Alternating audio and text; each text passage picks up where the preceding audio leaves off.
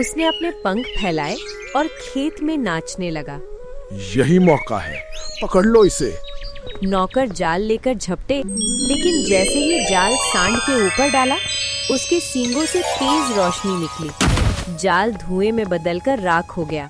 नौकर पीछे हटते हुए गिर पड़े।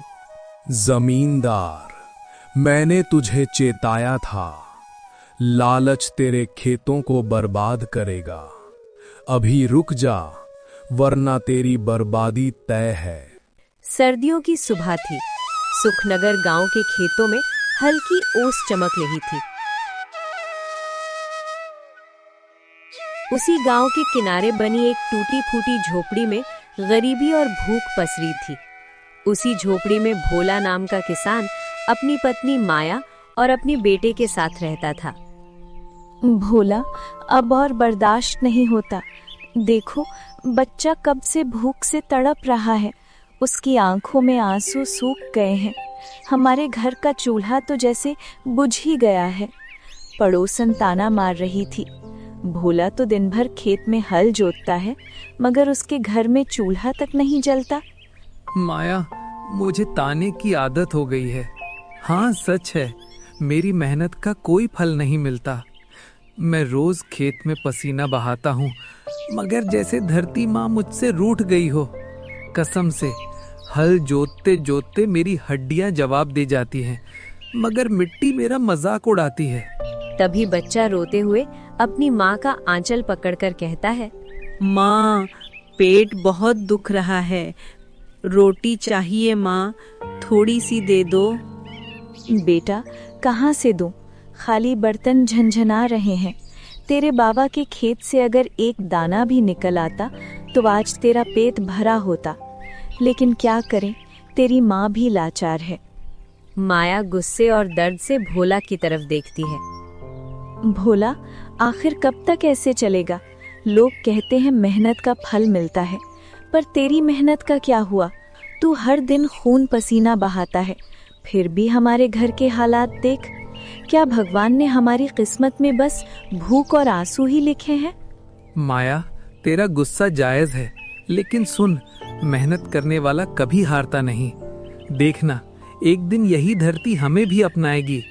मैं हार मानने वाला नहीं, चाहे कितनी बार खेत मुझे ठुकराए। मैं कल फिर से हल लेकर खड़ा रहूंगा। अगली सुबह सूरज की किरणें फैल रही थी। भोला फटे पुराने कपड़े पहनकर खेत की ओर निकला।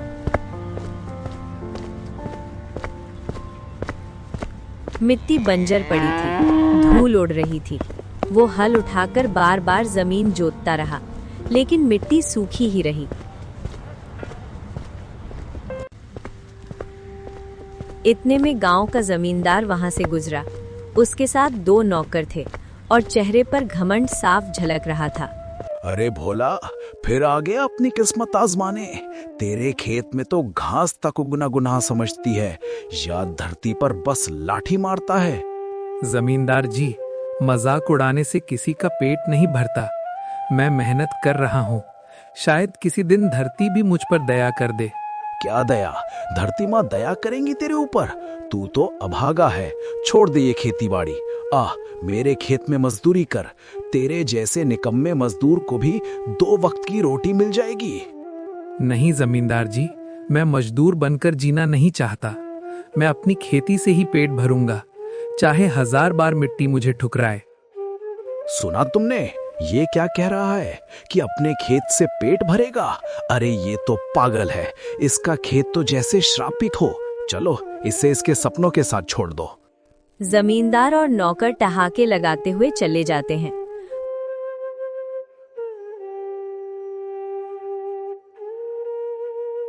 भोला की आंखें भीग जाती है, मगर वो फिर भी हल चलाना जारी रखता है।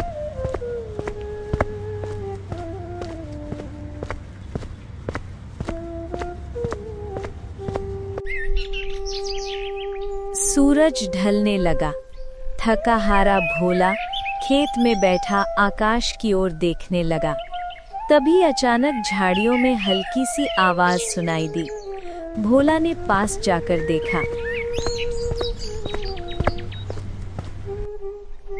एक विशाल सांड जमीन पर पड़ा था। उसके शरीर पर घाव थे और सींग रक्त से सने हुए थे। शायद किसी शिकारी का भाला लगा था। अरे बाप रे, ये तो बड़ा ही विशाल सांड है। देखो तो कितना घायल है, शरीर से रक्त बह रहा है।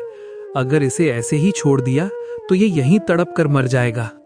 भोला कांपते हाथों से सांड के सिर को सहलाता है। उसकी सांसें तेज चल रही थी। हाय रे, मेरी किस्मत भले ही रूठी हो, पर मैं इस बेकसूर की जान नहीं जाने दूंगा। जब तक मेरी सांसें चलेंगी इसका इलाज करूंगा। भोला सांड को घर ले आता है। पत्नी उसे देखकर हैरान हो जाती है और भोला से कहती है, भोला, ये क्या उठा लाए? हमारे पास खुद खाने को कुछ नहीं है और तुम इस जानवर पर अनाज खर्च करोगे? हम तो भूखे मर रहे हैं। माया, भूख हमें मार रही है, पर इसका क्या कसूर? ये तो भगवान का प्राणी है। अगर मैं इसे छोड़ दूं तो क्या मैं इंसान कहलाऊंगा? भूख से लड़ लूंगा, मगर किसी बेबस की जान नहीं जाने दूंगा। पत्नी चुप हो जाती है।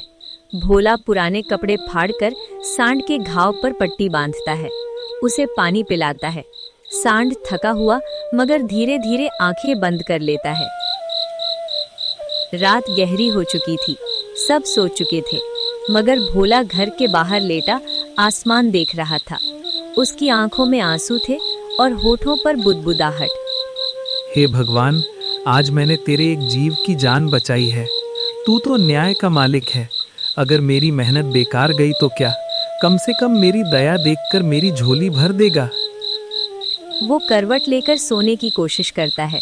सांड कोने में चुप पड़ा था, मगर उसकी आंखों में एक अजीब चमक झलकती है। भोला को क्या पता था, यही घायल सांड उसकी जिंदगी का सबसे बड़ा रहस्य बनकर उसके नसीब को पलटने वाला था।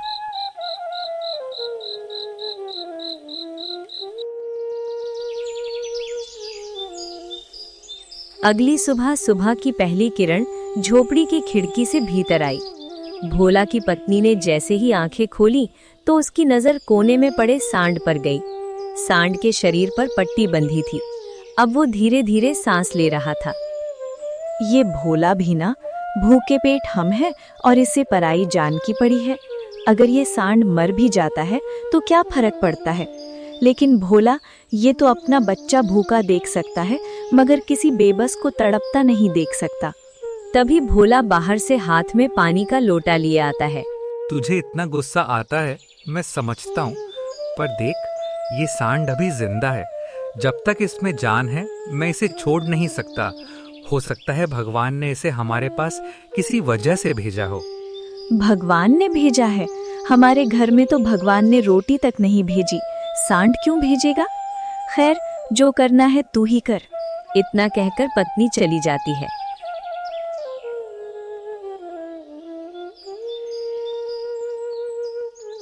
भोला सांड के पास बैठकर उसके सिर को सहलाता है। सुन रे सांड, तुझे पता है मैं खुद भी घायल हूँ। फर्क बस इतना है कि तू बाहर से घायल है और मैं भीतर से। लेकिन अगर तू ठीक हो गया तो शायद मेरी किस्मत भी ठीक हो जाएगी।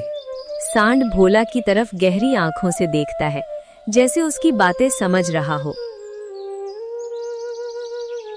दिन बीतते गए। भोला खेत में जाता, मगर अब हर शाम वो सांड का हाल भी देखता। कभी उसे चारा डालता, कभी पानी पिलाता। पत्नी गुस्से में कुछ कहती, मगर धीरे धीरे उसका दिल भी पिघलने लगा। भोला, आज मैंने देखा सांड ने खुद अपने पैर हिलाए। लगता है अब वो ठीक हो रहा है। तू सही कहता था, भगवान ने शायद हमें ये मौका दिया है कि हम भी किसी की जान बचाएं। हाँ माया, देखना, एक दिन ये चलकर फिर हरे मैदानों में दौड़ लेगा और उस दिन मुझे सुकून मिलेगा कि मैंने किसी बेकसूर की जान बचाई। उसका बेटा भी पास आकर हंसने लगता है और सांड को निहारता है। बाबा, ये बहुत ताकतवर है। जब ये ठीक हो जाएगा तो मैं इसके साथ खेलूंगा, इसे दौड़ते हुए देखूंगा। हाँ बेटा, तू जरूर देखेगा। रात हो गई। आसमान में तारे टिमटिमा रहे थे। झोपड़ी के बाहर हल्की हवा बह रही थी। सब सो चुके थे, मगर भोला जाग रहा था। उसका मन बेचैन था। अचानक झोपड़ी के कोने से धीमी सी आवाज आई। भोला, हाँ, कौन? भोला चौंक कर उठ बैठा। उसने इधर उधर देखा मगर कोई इंसान न था। फिर वही आवाज दोबारा आई। भोला डरो मत, मैं ही बोल रहा हूँ। ये कैसे हो सकता है? सांड बोल रहा है। हे भगवान, मैं सपना तो नहीं देख रहा। नहीं भोला, ये सपना नहीं है। मैं साधारण सांड नहीं हूँ। मैं खेतों का रक्षक हूँ। जिसने सच्चाई और दया दिखाई, मैं उसकी मदद करता हूँ। तूने अपनी भूख की परवाह किए बिना मेरी जान बचाई, इसीलिए मैं तुझसे बातें कर रहा हूँ। तो तुम सच में कोई साधारण जानवर नहीं। तुम्हारा मतलब तुम मेरी मदद करोगे? हाँ भोला, तेरे खेत में जो मेहनत तूने की वो बेकार नहीं जाएगी। अब से जब भी तू खेत में हल चलाएगा, मेरी शक्ति तेरे खेत की मिट्टी में मिल जाएगी। तेरा खेत हरा भरा हो जाएगा। जहाँ दूसरों की फसल 3 महीने में पकती है, तेरी फसल 1.5 महीने में तैयार होगी, और वो भी 2 गुनी। ना कीड़े लगेंगे, ना सूखेगा। भोला की आंखों से आंसू निकल आते हैं। वो आकाश की ओर देखकर बोलता है, हे भगवान, ये कैसा चमत्कार है। मैंने तो सिर्फ एक बेबस जीव की मदद की थी, और तू तो मेरी किस्मत ही बदलने की बात कर रहा है। याद रख, ये वरदान सिर्फ तेरी मेहनत और दया की वजह से है। अगर कभी लालच ने तुझे घेरा तो सब छीन जाएगा। मेहनत छोड़ दी तो ये बरकत भी खत्म हो जाएगी। नहीं सांड, मैं कभी लालच नहीं करूंगा। मैंने भूख देखी है, खाली बर्तन झंझनाते देखे हैं, अपने बच्चे को भूख से तड़पते देखा है। मैं मेहनत छोड़ने वाला नहीं। तेरी कृपा से अगर मेरे खेत लहलहा उठे तो मैं सबके साथ बांटूंगा भी। सांड हल्की सी आवाज निकालता है, जैसे आशीर्वाद दे रहा हो, फिर चुप हो जाता है। अब भोला की आंखों में उम्मीद की लौ जल उठी। उसकी जिंदगी में पहली बार उसे लगा कि अब उसकी मेहनत रंग लाएगी। वो लेट गया मगर नींद नहीं आई। उसके मन में बार बार सांड की रहस्यमयी आवाज गूंज रही थी।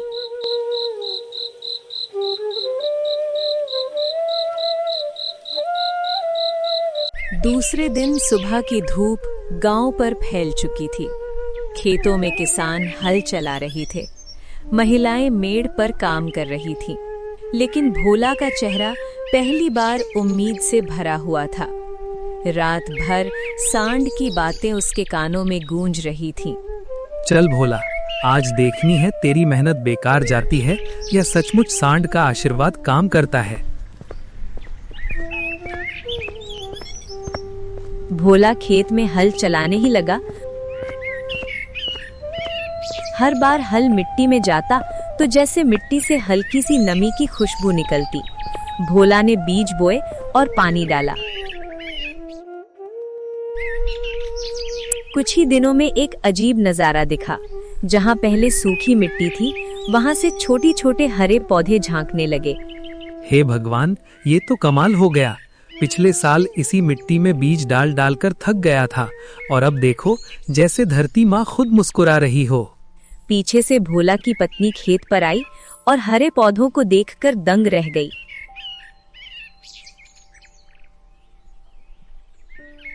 भोला, ये कैसे हुआ? ये तो 4 दिन पहले सूखी जमीन थी और अब देखो सब तरफ हरियाली। माया, याद है तू कहती थी भगवान हमें भूल गया है। देख, भगवान ने अब हमारी सुन ली। शायद ये उसी घायल सांड का कर्म है। क्या सचमुच वो सांड? हाँ, उसने ही कहा था कि मेरी मेहनत अब बेकार नहीं जाएगी, और देख सब सच हो रहा है। दिन बीतते गए। जहां बाकी किसान की फसल धीरे धीरे बढ़ रही थी, भोला के खेत में पौधे दुगनी तेजी से बड़े होने लगे। 15 दिन में ही खेत लहलहाने लगे। बेटा खेत में दौड़ता फिरता, पत्तियां पकड़कर खुशी से उछलता। बाबा, देखो देखो, हमारा खेत तो जंगल जैसा हो गया। कितना हरा हरा लग रहा है। हाँ बेटा, अब तेरा पेट कभी खाली नहीं रहेगा। अब तुझे भूख से नहीं रोना पड़ेगा। गांव वाले जब भोला के खेत के पास से गुजरते तो रुक जाते। अरे, ये तो बहुत बड़ा चमत्कार है। हमारे खेतों में अभी घुटनों तक भी फसल नहीं पहुंची और भोला के खेत में तो कमर तक आ गई है। हाँ रे, ये वही भोला है जिसके खेत में घास तक नहीं उगती थी। जरूर कोई राज है इसके पीछे। भोला अब से रोज खेत में घंटों काम करता। उसके चेहरे पर थकान तो होती, मगर दिल में नई उम्मीद थी। जब फसल हवा में झूमती तो उसकी आंखों में खुशी के आंसू निकल आते। हे धरती माँ, तूने आखिर मेरा इंतजार पूरा कर दिया। आज मैं जमींदार और गांव वालों के ताने लेकर नहीं लौटा। अब मेरा बच्चा भूखा नहीं सोएगा। पत्नी पास आकर कहती है, भोला, तू सही कहता था। मेहनत और दया भी बेकार नहीं जाती है। देख, तेरी मेहनत का फल अब पूरे गांव में दिख रहा है। भोला का खेत अब पूरे गांव में चर्चा का विषय बन चुका था। जहां और किसान की फसल आधी भी नहीं निकली थी, भोला की बालियां झुक झुक कर सोना बरसा रही थी। लोग कहते, भोला का खेत तो किसी चमत्कार से कम नहीं, पर किसी की खुशी किसी और के दिल में जलन भर देती है, और वो जलन जमींदार के दिल में धधक रही थी। अरे देखो तो, कल तक भूखा नंगा भोला आज गांव का सबसे खुशहाल किसान बन गया। खेत उसका लहला रहा है और मेरे खेत में कीड़े लग गए। ये सब कैसे हो सकता है? मालिक, लोग कहते हैं कि उसके खेत में कोई अजीब सी रहस्यमयी ताकत है। रात को खेत से अजीब सी चमक उठते हैं। चुप रे, कोई जादू टोना होगा। लेकिन वो ताकत अगर भोला के पास है तो मेरे पास क्यों नहीं? ये राज मुझे जानना ही होगा और उस ताकत को मैं अपने कब्जे में लेकर रहूंगा। वो अपने मन में कसमें खाता है और आंखों में लालच की चमक लिए भोला के खेत की ओर देखता है। उस रात जमींदार चुपचाप अपने खेतों से निकलकर भोला के खेतों के पास आकर झाड़ियों में छुप गया। हवा ठंडी थी, चांदनी खेत में फैल रही थी। भोला अपने घर में सो रहा था, मगर सांड खेत की मेड़ पर खड़ा था। अचानक सांड ने अपने पैर पटके और खेत में नाचने लगा। हर बार जब उसके खुर जमीन पर पड़ते तो पौधे चमक उठते और तेजी से बढ़ने लगते। हवा में एक अजीब सी खुशबू फैल गई। जमींदार ये सब देख रहा था। उसकी आंखें हैरानी और लालच से चमक उठी। तो ये है राज। वो मन ही मन बोला, हाँ, ये साधारण सांड नहीं, जादुई सांड है। इसकी वजह से भोला का खेत लहला रहा है। अगर ये सांड मेरे पास हो तो मैं पूरे गांव का मालिक बन जाऊंगा। सांड अचानक उसकी ओर देखता है। उसकी आंखों में अजीब सी चमक है। जमींदार, तूने जो देखा वो तेरे लालच के लिए नहीं था। मैं सिर्फ उस इंसान की मदद करता हूँ जो सच्चाई और दया को समझता है। अगर तू मुझे पकड़ने की कोशिश करेगा तो बर्बाद हो जाएगा। जमींदार चौंक जाता है। उसका चेहरा पसीने से भर जाता है। तू बोल भी सकता है? तू सचमुच तू कोई साधारण जानवर नहीं। पर सुन ले सांड, तू चाहे जितनी चेतावनी दे, एक दिन तुझे मैं अपने अस्तबल में कैद कर लूंगा। तब रोज तेरे खुरों से मेरी जमीन पर सोना उगेगा। सांड अपने पैर पटकता है और तेजी से अदृश्य हो जाता है। खेत फिर शांत हो जाता है। जमींदार कांपते हुए झाड़ियों से बाहर आया, मगर उसकी आंखों में डर और ज्यादा लालच के साथ चमक रहा था।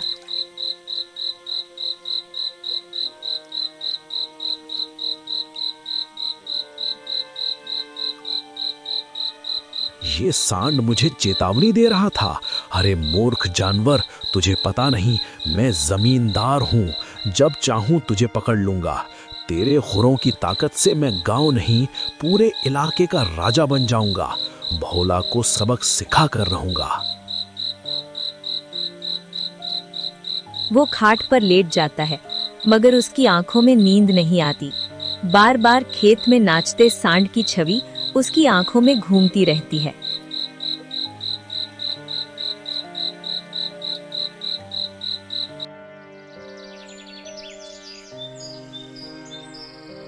अगली सुबह जमींदार ने अपने नौकरों को बुलाया। सुनो, वक्त आ गया है। आज रात हम सब मिलकर उस जानवर को पकड़ेंगे। लोहे का बड़ा अस्तबल बनाओ और जाल भी। उस जानवर को मेरी हवेली में कैद करके ही दम लूंगा। दूसरी ओर भोला अपने खेत में खुश होकर काम कर रहा था। उसकी पत्नी और बेटा भी मदद कर रहे थे। गांव वाले आते जाते उसे शुभकामनाएं देते, मगर भोला के दिल में कहीं न कहीं बेचैनी सताने लगी। भोला खेत के मेड़ पर खड़ा आसमान की ओर देखता है। सांड, तूने कहा था कि मेरी मेहनत कभी बेकार नहीं जाएगी, पर मुझे डर है कहीं जमींदार तेरी ओर बुरी नजर न डाल दे। भगवान करे वो अपनी हरकतों से बाज आए। रात ढल चुकी थी।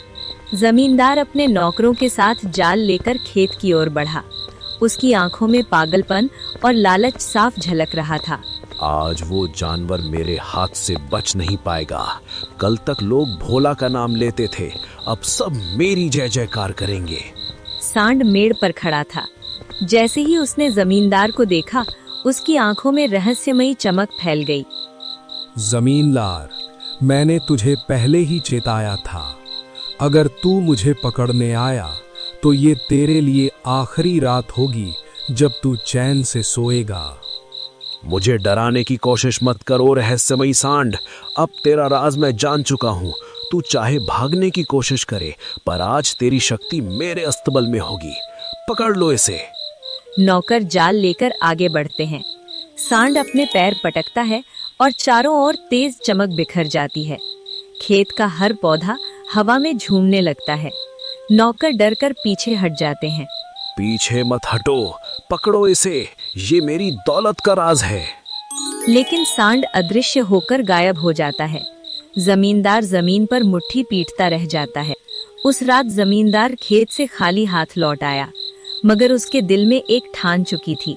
ये जानवर चाहे कितना भी रहस्यमयी क्यों ना हो, एक दिन मैं इसे पकड़ कर रहूंगा।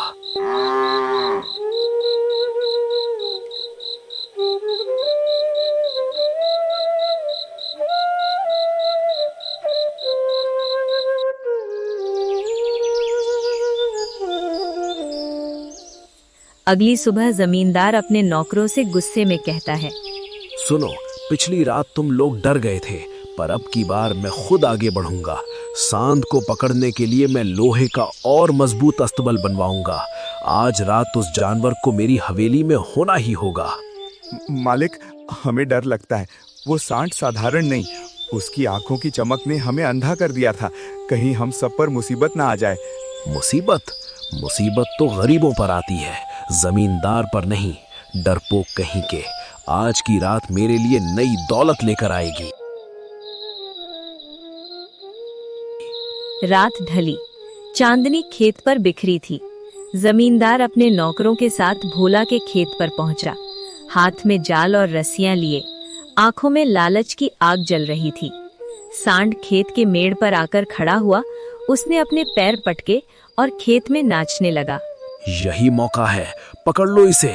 नौकर जाल लेकर झपटे, लेकिन जैसे ही जाल सांड के ऊपर डाला, उसके सींगों से तेज रोशनी निकली। जाल धुएं में बदलकर राख हो गया। नौकर पीछे हटते हुए गिर पड़े।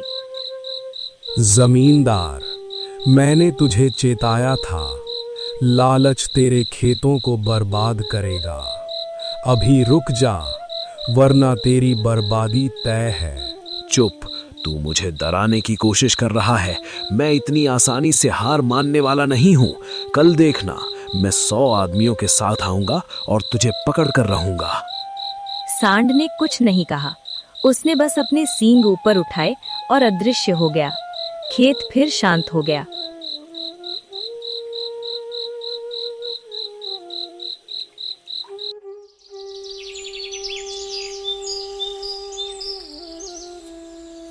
दूसरे दिन गांव में चर्चा होने लगी। सुना तुमने? कल रात जमींदार फिर से भोला के खेत पर गया था, पर उसका जाल राख हो गया। हाँ भाई, अब तो साफ है, भोला का खेत सच में किसी दैवी शक्ति के अधीन है और जमींदार का लालच उसकी आंखों को फोड़ रहा है। कभी सबको ताने देने वाला जमींदार आज खुद तमाशा बन गया है। भगवान की लाठी बेआवाज होती है। गांव वाले हंसते मगर डरते भी थे। कोई खुलकर जमींदार से भिड़ने की हिम्मत नहीं करता। भोला, गांव वाले कह रहे हैं कि जमींदार रोज तुम्हारे खेतों के आसपास घूमता है। मुझे डर है कहीं वो हमें नुकसान न पहुंचा दे। माया, मैं जानता हूँ, पर मुझे भरोसा है जिस सांड ने मेरी मदद की है वो हमारी रक्षा करेगा। बस हमें मेहनत और सच्चाई से पीछे नहीं हटना। बाबा, वो सांड तो जादू जैसा है। अगर वो हमारे साथ है तो हमें कोई नुकसान नहीं पहुंचा सकता। भोला बेटे को सीने से लगा लेता है। उसकी आंखों में डर की जगह विश्वास था। दूसरी ओर जमींदार का लालच अब पागलपन में बदल गया। वो हर दिन रात बस एक ही बात सोचता, सांड को पकड़ना है। उसने पूरे गांव में बलवान आदमियों को इकट्ठा किया और कहा, सुनो सब, अब जो भी उस सांड को पकड़कर मेरी हवेली में लाएगा उसे मैं सोने का इनाम दूंगा, गांव में सबसे बड़ा इनाम। लालच में कुछ लोग तैयार हो गए, मगर उनके दिल में भी डर था। आज आखिरी कोशिश है, चाहे जो हो जाए मैं उस जानवर को पकड़ कर रहूंगा। मेरे खेतों में वही ताकत होगी जो भोला के खेतों में है। फिर देखना, पूरा गांव मेरे कदमों में होगा। रात गहरी हो चुकी थी। आसमान में काले बादल थे। हवा में अजीब सी बेचैनी। जमींदार अपने नौकरों के साथ खेत की ओर बढ़ा।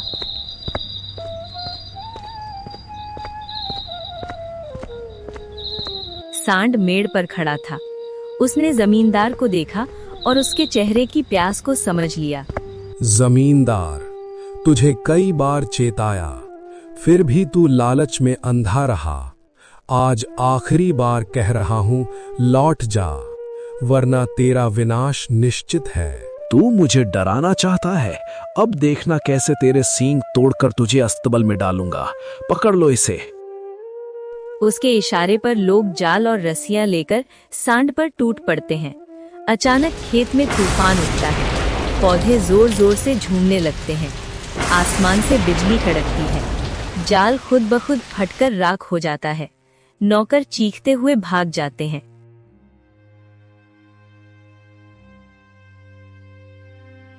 जमींदार, तूने मेरी शक्ति को चुनौती दी है। अब तेरा लालच ही तुझे खा जाएगा। सांड अपने सींग ऊपर उठाता है। उससे सुनहरी रोशनी निकलती है जो जमींदार को घेर लेती है। उसकी आंखें चौंधिया जाती हैं। नहीं नहीं नहीं, मुझे छोड़ दो। मुझे तो वो ताकत चाहिए थी जो मेरे खेत को हरा भरा कर दे। लेकिन अब मेरा ही खेत राख हो रहा है। रोशनी और तेज हो जाती है। जमींदार जमीन पर गिर पड़ता है। उसके चेहरे पर डर और पछतावे की लकीरें उभर आती हैं।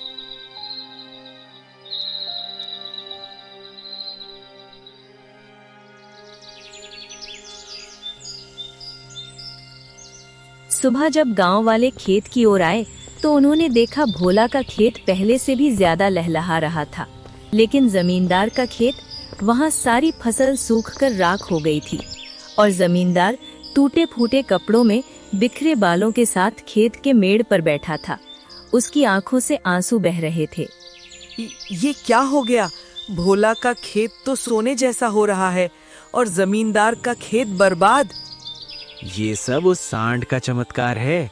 उसने भोला की दया और मेहनत को वरदान दिया और जमींदार के लालच को श्राप। गांव वाले आपस में खुसुर पुसुर करने लगे। भोला खेत में खड़ा था। उसकी पत्नी और बेटा उसके पास थे।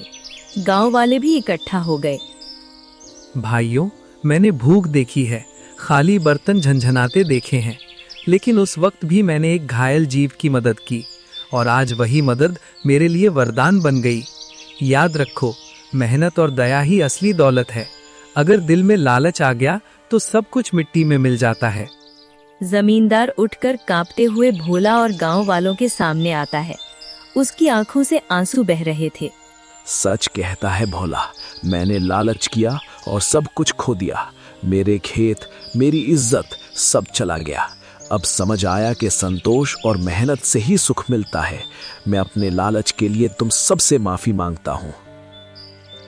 गांव वाले हैरानी से उसे देखते हैं। कुछ लोग सहानुभूति से सर हिलाते हैं। उस दिन से गांव में एक कहावत बन गई, भोला का खेत दया से लहलहाया और जमींदार का खेत लालच से उजड़ गया। गांव के बच्चे जब खेतों के पास से गुजरते तो हरे भरे पौधों के बीच खड़ा वो रहस्यमयी सांड उन्हें दिख जाता, लेकिन वो सिर्फ मुस्कुराता और अदृश्य होकर गायब हो जाता। तो दोस्तों, ऐसी ही अनोखी और रस भरी कहानियां देखने के लिए हमारे चैनल को सब्सक्राइब